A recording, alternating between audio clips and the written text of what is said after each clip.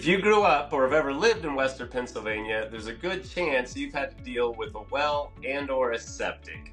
I wanted to give a few pointers if you wanted to buy and sell out here, and the house does have a well and a septic. Now, not every home that has a well has a septic, or every home that has a septic has a well. Sometimes there's water lines in, but no sewer lines, and vice versa. Now, the government loans on well and septics are a little bit more stringent. They're very concerned about health and safety. For instance, on those loans, you have to be, or the well and the septic have to be a minimum of 50 feet apart to make sure there's no sort of cross-contamination.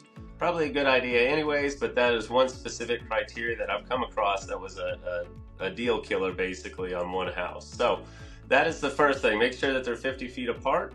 And then if you're getting a VA loan, I'll start with the well portion of it. They will actually run a flow test, meaning they'll run the water for so long, and they want to get so many gallons per minute for X amount of time, and that's basically the flow test. If it's running too low, it'll stop the flow test and won't run the amount that's needed to pass that, right? The other thing that they do on a well for a VA and a USDA, not on FHA or conventional, but on the VA and the USDA, they get a water sample, and they actually take the water sample down to a local company here that sends it out to a laboratory for analysis, looking for bacteria and particulates in there that they actually will not pass the well inspection for, or put a loan on it for it. Now, to fix that, there are actually companies that will go out, and it's basically they run a type of chlorine through all your lines, kills everything in there, but you have to get that done before you can close on the loan. And then they retest it, and it's usually pretty good. But that's the well. It's pretty easy. They want to make sure it's enough water and that the water is clean. Now the septic system.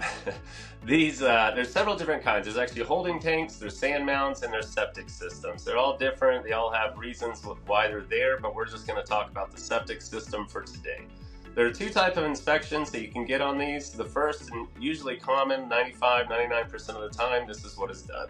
It's a dye test. They put a lot of dye into the septic system, flush water out, and look for it to come out, on the surface, different areas, and they're looking for this dye to come out, meaning that you have a faulty, or your septic system is full, or your leach bed might be broken or cracked. Now, the second type of inspection on the septic system, they go a little bit more deep in, actually. They'll want to dig up the septic system and take the lid off.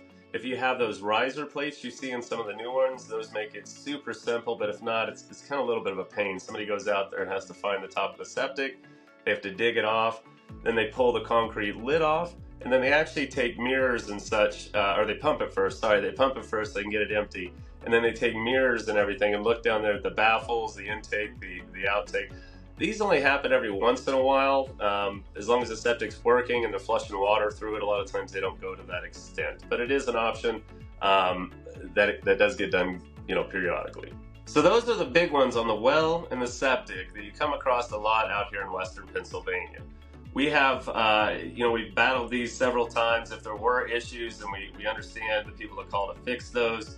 The water company that we have that can do tests and such. So we are fully equipped to get you through these loans, so don't be too scared on them. They're just certain things that do come up in the loan process or the buying and selling process. And if you have any questions on buying or selling in Western Pennsylvania, well, septic, farmland, anything like that, believe me, I'm well versed and I'd love to help you out.